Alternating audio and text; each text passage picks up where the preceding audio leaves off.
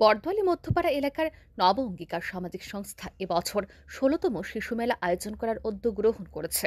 ১৬তম শিশু মেলা উপলক্ষে শুক্রবার এক রক্তদান উৎসবের আয়োজন করা হয়।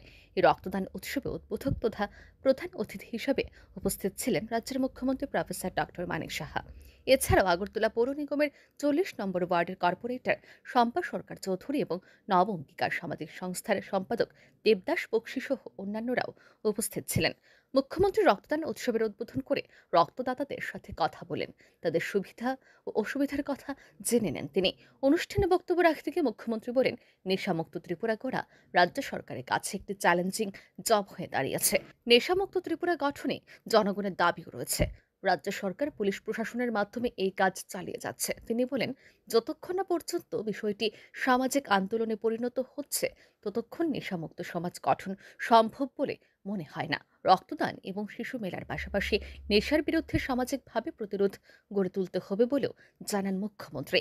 তিনি আরো বলেন, সমাজের কোথায় কি হচ্ছে, কেন হচ্ছে, কারা এসব করছে সেদিকে সকলের নজর রাখতে হবে। নেশা বিরোধী সামাজিক আন্দোলনে সরকার এবং প্রশাসন জনগণের পাশে থাকবে বলেও আশ্বস্ত করেন মুখ্যমন্ত্রী।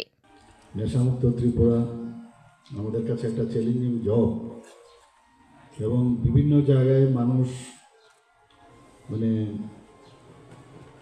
বিভিন্ন বাড়ি ঘরে তার প্রভাব কিন্তু পড়ছে। এই দিকে আমাদের মনে হয় একটা আন্দোলন ছাড়া সেটা সম্ভব হবে না। আমরা তো আরক্ষা দপ্তর, পুলিশ দিয়ে আমরা চেষ্টা করছি, কিন্তু যতক্ষণ ধরে সামাজিকভাবে সেটাকে প্রতিরোধ না করা যাবে তাহলে কোনোদিন সম্ভব হবে না। আজকে এখানে আমরা একদিক দিয়ে রক্তদান শিবির করলাম, আর এখানে শিশু মেলা করলাম, তারপর বাড়ি চলে গেলাম। আমার মনে হয় এই ধরনের আন্দোলনেরও একটা কর্মসূচি করতে হবে, যে আজকে প্রতিদিন আমাদের দেখতে হবে কোন কোন এরিয়ার মধ্যে কে আছে, কি করছে, তাদের বিরুদ্ধেও প্রতিরোধ করা দরকার।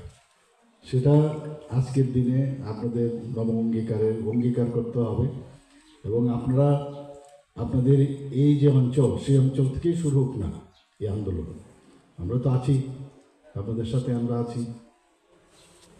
তো আমি জানি না এখানে এই ধরনের আছে কিনা, মানে মোট কথা হচ্ছে সব জায়গায় আছে, এখানে বিশেষ বিশেষ কিছু জায়গা আছে, সেই সব জায়গায়ও আমরা পুলিশকে বলেছি আমি ওই সব জায়গায় যাওয়ার জন্য।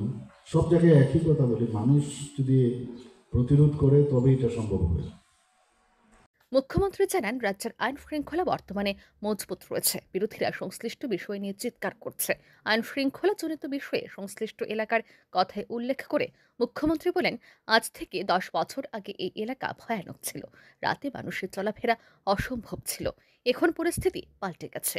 সরকার জিরো টলারেন্স নীতি প্রচেষ্টা চালিয়ে যাচ্ছে বলে জানান মুখ্যমন্ত্রী। ব্যুরো রিপোর্ট, আর ই নিউজ।